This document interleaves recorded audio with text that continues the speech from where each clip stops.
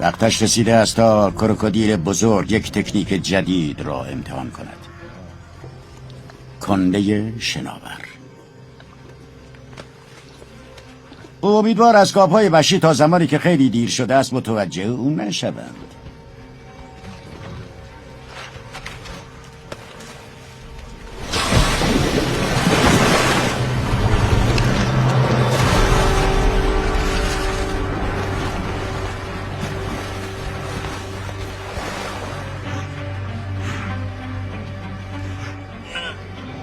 حالا کروکودیل های کوچکتر حرکت میکنند.